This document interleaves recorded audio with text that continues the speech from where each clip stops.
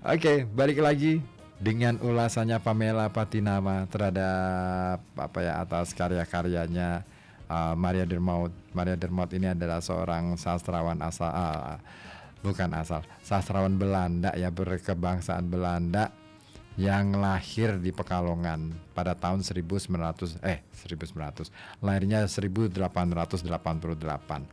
Lahirnya dekat-dekat sini, nggak jauh dari kawasan Radio Kota Batik di Mataram.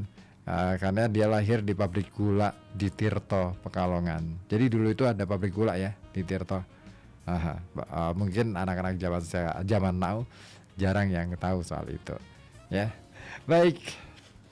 Ulasan Pamela Patinama pada karya Dermaut berikutnya, yaitu mengulas Constant and the Matros, atau Constant dan Sang Pelaut. Ini adalah sebuah cerita yang berlatar di sebuah contact zone khas kolonial, yaitu di rumah yang dihuni oleh sepasang pegawai Holland yang masih muda. Dengan area di belakang untuk para pelayan, ada Beachgeboven dan taman indah nan luas yang berfungsi sebagai tempat pertemuan. Nah, Dermaut memperkenalkan pasangan Holland ini secara singkat saja dalam cerita. Mereka tetap anonim. Kemudian secara rinci fokus pada keenam pelayan rumah yang semuanya bersaudara. Sang kepala rumah tangga, Matheus, yang sebenarnya seorang raja, telah memilih mereka. Dialah dan bukan para majikan Eropa yang mengambil keputusan untuk mereka. Para pelayan ini ada yang baik dan ada yang iseng. Namun Pauline, si penjahit yang selalu berpakaian membosankan, itulah tokoh cerita yang misterius dalam Constance and the Matros. Nah, dengan sekuat tenaga, ia menjaga jarak dengan semua orang.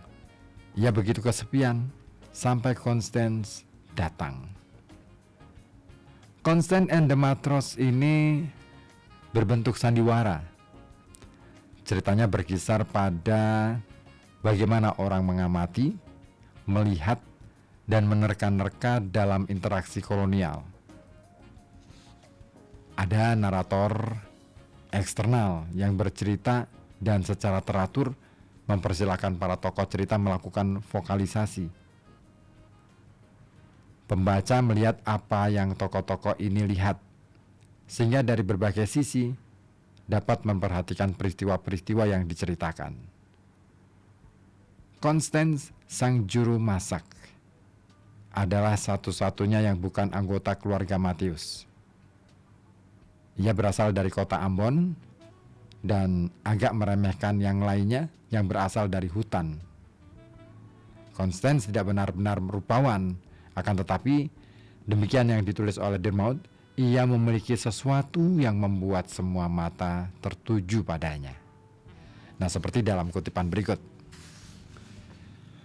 Constance melintas dari arah pasar di jalan dengan pepohonan tinggi, mengenakan rok panjang lurus yang indah dan kebaya. Kain yang dilipat-lipat menyunggi keranjang rotan itu berwarna coklat di kepalanya. Ia menaiki tangga dan kemudian melewati beranda di belakang tanaman rambat yang panjang berwarna hijau dengan bunga-bunga biru muda, menuju dapur. Setiap orang berdiri terdiam memperhatikannya.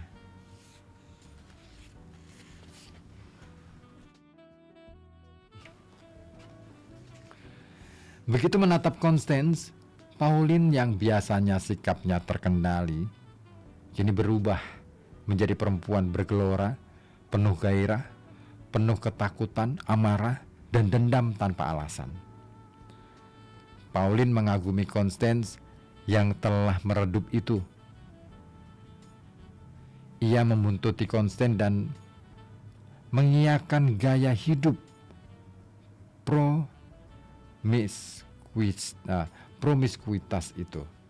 promiskuitasnya.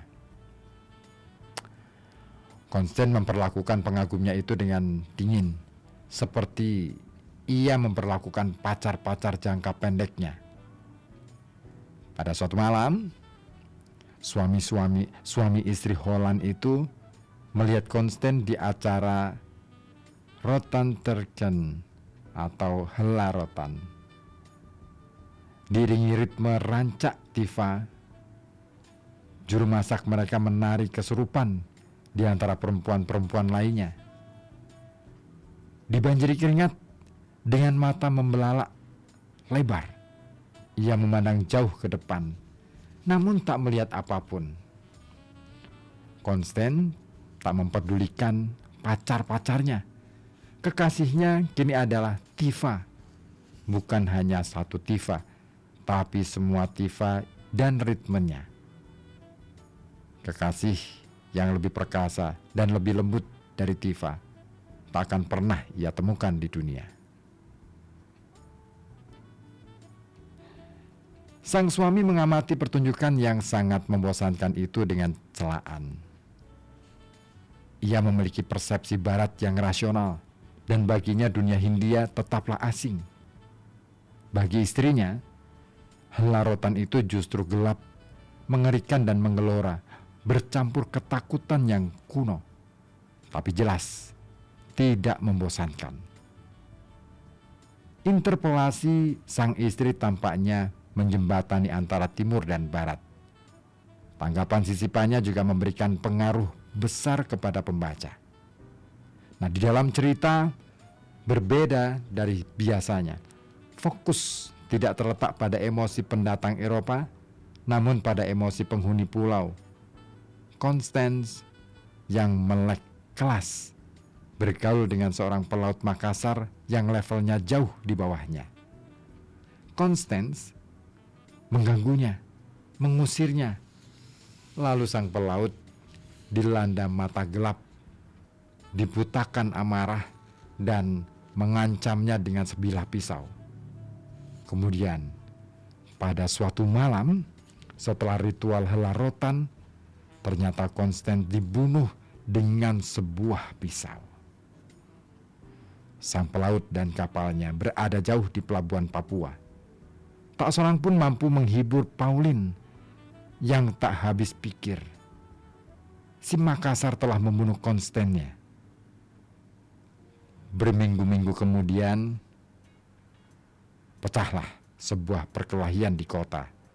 Seorang perempuan terlibat di dalamnya dan sang pelaut ditemukan meninggal, dibunuh menggunakan pisau.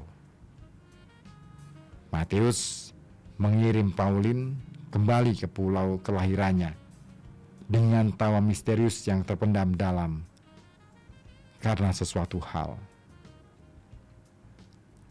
Nah, dalam Constance and the Matros, Dermot menghubungkan latar kolonial dengan pola naratif barat yang konvensional. Ia menggunakan unsur-unsur drama klasik untuk mengisahkan cerita Maluku dengan tokoh-tokoh utama yang tidak diperankan oleh orang Eropa, seperti yang biasa terjadi dalam cerita-cerita Hindia. Dermot menggantikan mereka dengan dua pelayan perempuan Maluku dengan emosi mereka yang bergelora. Pasangan Holland tersebut utamanya berperan sebagai penonton eksternal. Di awal mereka memang disebutkan, sesekali vokalisasi juga diletakkan pada mereka. Namun pada akhirnya, tanpa daya mereka menyaksikan drama yang terjadi di tempat tinggal mereka. Nah, dengan begitu, mereka berfungsi sebagai bingkai bagi aksi tersebut dan tampil di bagian sayap seperti paduan suara drama Yunani.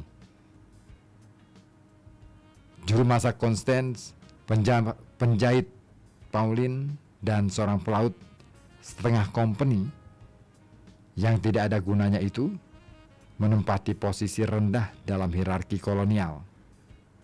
Meski begitu, dalam cerita Dermaut, mereka berkilau sebagai tokoh utama dengan gairah mereka, kesadaran akan konsep kelas, ketakutan, dan aksi-aksi mereka.